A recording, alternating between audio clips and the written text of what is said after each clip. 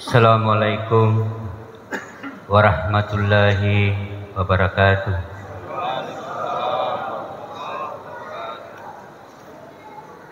Alhamdulillahirabbil alamin. Wassalatu wassalamu ala asrafil anbiya wal mursalin wa ala alihi wa sahbihi ajmain, amma ba'd. Kaum muslimin dan muslimat, sidang jamaah tarawih yang dimuliakan Allah Subhanahu wa taala, tidak henti-hentinya kita memanjatkan puji dan syukur kepada Allah Subhanahu wa taala karena kita masih diberikan kekuatan kesehatan untuk menjalankan ibadah puasa, dan malam ini kita sudah memasuki malam yang ke-20 19 di bulan suci Ramadan. Semoga puasa-puasa yang kita lakukan mendapat ridhanya Allah Subhanahu wa taala. Selawat dan salam senantiasa kita curahkan kepada junjungan Nabi besar Muhammad sallallahu alaihi wasallam. Bapak Ibu yang dimuliakan Allah Subhanahu wa taala, di dalam Al-Qur'an Allah Subhanahu wa taala mengingatkan kepada kita. Bismillahirrahmanirrahim. Wa in ta'uddu ni'matallahi la tuhsuha. Kata Allah, jika kamu mau menghitung nikmat pemberian Allah kepada kamu, niscaya tidak sanggup menghitungnya. Jadi ayat ini tentu membuka pikiran hati kita bahwa segala sesuatu yang ada di dunia ini yang merupakan nikmat yang membuat orang bahagia dan nikmat membuat orang sengsara, kesemuanya itu adalah punyanya Allah. Tak ada satupun manusia di dunia ini memiliki sesuatu terkecuali miliknya Allah Subhanahu wa taala. Kenikmatan yang Allah berikan tak mampu dihitung, sekalipun manusia itu memiliki alat teknologi canggih. Kita ini memasuki era digitalisasi, luar biasa HP kita canggihnya, tetapi tidak bisa kita menghitung nikmat Allah, karena Allah sudah menyampaikan di dalam Al-Quran, manusia tidak akan sanggup menghitung betapa banyak kenikmatan yang Ia berikan. Zalikal kitabu la raiba fihi hudal lil muttaqin. Al-Quran tidak ada keraguan di dalamnya, petunjuk bagi manusia. Dengan demikian bahwa nyata manusia tidak memiliki kemampuan terhadap kebesaran kekuasaan Allah Subhanahu wa taala. Bapak Ibu yang dimuliakan Allah Subhanahu wa taala, kenapa demikian? Sebab ada nikmat yang tidak bisa dilihat oleh kasat mata, tetapi manusia hanya mampu merasakan, menikmati nikmat yang Allah berikan kepadanya. Di atas kepala Bapak Ibu ada kipas angin yang tentu itu akan mengeluarkan angin. Kita hanya mampu merasakan angin. Kenapa dikatakan angin? Karena dari dulu namanya angin. Saya tidak tahu siapa menciptakan kata angin. Itulah yang kita sepakati secara budaya bahwa ada hawa namanya angin. Tetapi pernahkah kita lihat angin? Berapa banyak keluar angin dari kipas angin itu? Tidak bisa kita hitung karena memang kita tidak lihat. hanya mampu kita rasakan. Belum lagi itu nikmat-nikmat yang lain yang Allah berikan, yang nampak di hadapan kita. Hidung, mulut, mata, telinga. Allah ciptakan secara rapi, tersusun, tersistematik adanya. Jadi mulut di atasnya hidung, hidung di atasnya mata. Jadi kalau kita berbuka puasa, lalu kita makan nasi goreng, apakah ini harum atau tidak, langsung kita cium. Lihat, makan. Dengan satu arah tempat. Bagaimana kalau Allah menciptakan hidung di siku? Luar biasa gerakan kita makan, cium, makan, cium. Jadi sepantasnya manusia senantiasa di setiap saat, di setiap waktu berzikir. Subhanallah, alhamdulillah, Allahu Akbar. Karena Allah memberikan mulut kita digunakan untuk senantiasa berzikrullah. Apalagi di bulan suci Ramadan, puasa tidak lama lagi meninggalkan kita. Tidak lama lagi. Tinggal beberapa hari lagi. Kita tidak tahu Ramadan di tahun depan apa kita masih jumpa atau tidak. Yang tahu hanyalah Allah Subhanahu wa taala. Bapak Ibu yang dimuliakan Allah Subhanahu wa taala, di antara kenikmatan Allah Subhanahu wa taala yang diberikan kepada hamba adalah kenikmatan kecerdasan. Jadi akal Allah berikan pada diri manusia, tidak diberikan oleh makhluk-makhluk yang lainnya. Binatang tidak, tumbuh-tumbuhan tidak. Oleh karena itu di dalam Al-Quran Allah Subhanahu wa taala menegaskan, laqad khalaqnal insana fi ahsani taqwim. Sesungguhnya kami telah menciptakan manusia dalam bentuk yang sebaik-baiknya. Karena Allah memberikan kelebihan tersendiri pada diri manusia, tidak dimiliki oleh makhluk-makhluk yang lainnya. Bayangkan Bapak Ibu, kalau tumbuh-tumbuhan seperti pohon kelapa memiliki akal, kalau mau diambil buahnya, wah tidak bisa, dia goyang. Mau diambil goyang lagi, mau diambil goyang lagi, diambil goyang lagi, kan tidak mau. Apa bedanya dengan kita kalau mau diambil rambut selai, kalau tidak mau kita goyang-goyang. Mungkin kita tidak makan buah kelapa. Kalau Allah memberikan, tetapi Allah Maha Tahu, Maha luar biasa. Ya. Bagaimana binatang yang Allah tidak berikan kenikmatan akal. Oleh karena itu di dalam kaidah usul fikih, salah satu syarat wajib melaksanakan puasa adalah orang yang berakal. Karena manusia saja memiliki akal yang mampu membedakan mana baik dan mana buruk. Ya, oleh karena itu senantiasa kita mengintrospeksi diri kita. Apakah puasa yang kita lakukan selama ini betul-betul sesuai dengan kaidah usul fikih?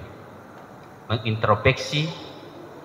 Ya, kalaupun ada kesalahan-kesalahan yang pernah kita perbuat, maka tentu masih ada waktu untuk men-stressing kembali, memperbaiki kembali, meluruskan kembali ya terhadap hal-hal yang mengganggu puasa kita. Bapak Ibu yang dimuliakan Allah Subhanahu wa taala. Oleh karena itu, di dalam Al-Qur'an Allah Subhanahu wa taala menegaskan ikra, bacalah.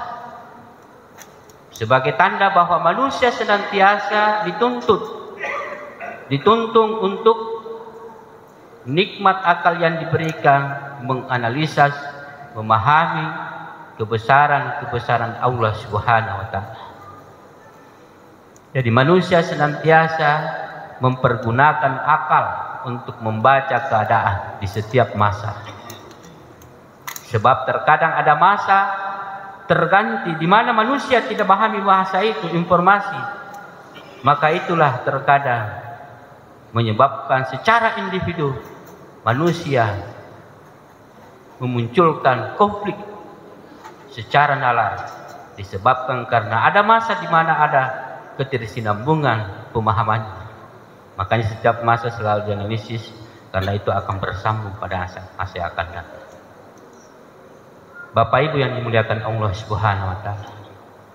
Anak-anak kita yang di belakang itu adalah regenerasi kita. Kita sebagai orang tua berkewajiban menanamkan akidah, menanamkan imtak, iman dan takwa, menanamkan iptek, ilmu pengetahuan dan teknologi pada diri anak kita.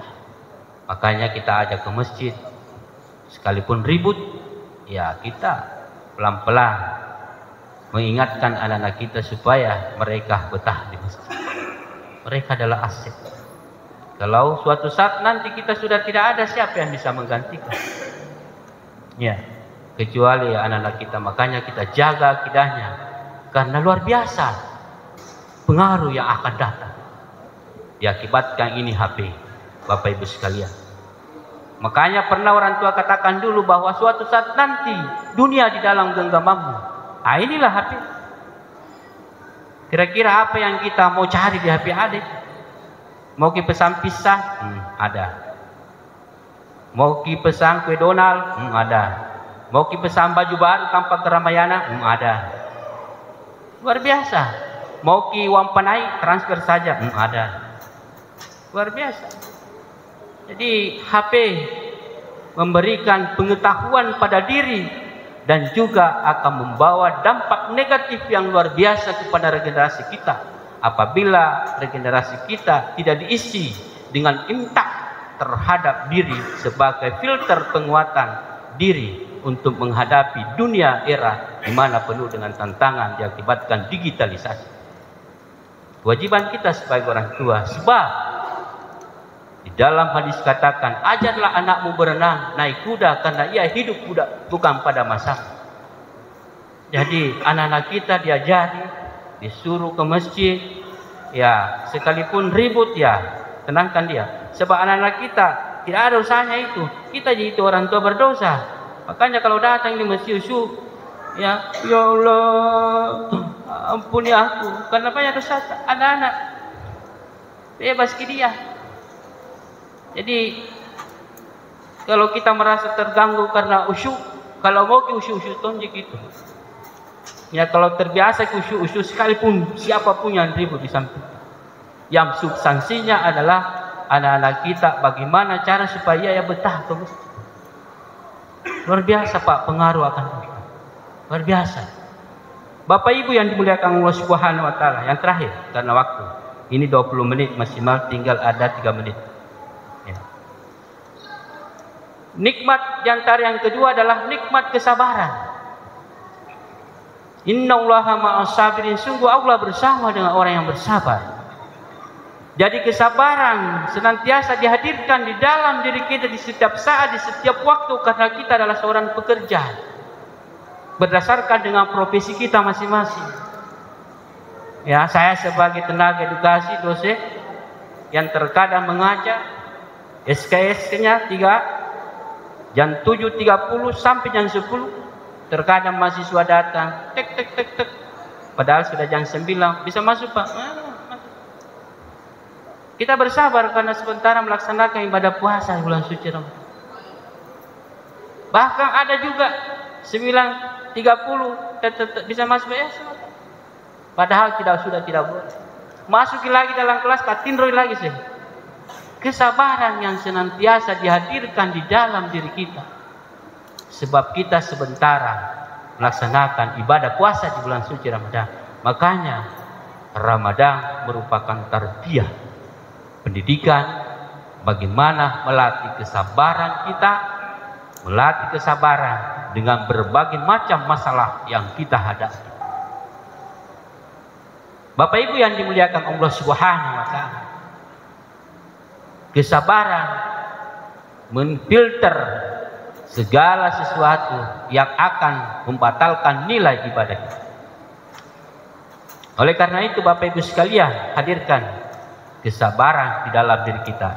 Yang terakhir adalah harta. Jadi panitia tadi sudah menyampaikan mesti kita menerima Siapa yang mau berinfak, bersedekah, berzakat, silakan. Panitia masjid sudah membuka. Kewajiban kita adalah berzakat fitrah. Oleh karena itu Bapak Ibu sekalian, siapa tahu punya anak di luar negeri yang sudah berkeluarga, sampaikan memang. Nah, berzakat fitrah kina. Tetapi kalau ada keraguan karena kesibukannya dia, maka lebih baiknya bapak menzakati anaknya yang ada di luar negeri. Siapa tahu tidak berzakat kena kewajiban. Berapa je itu? 4 liter di 1 tahun. 4 liter je. Berapa?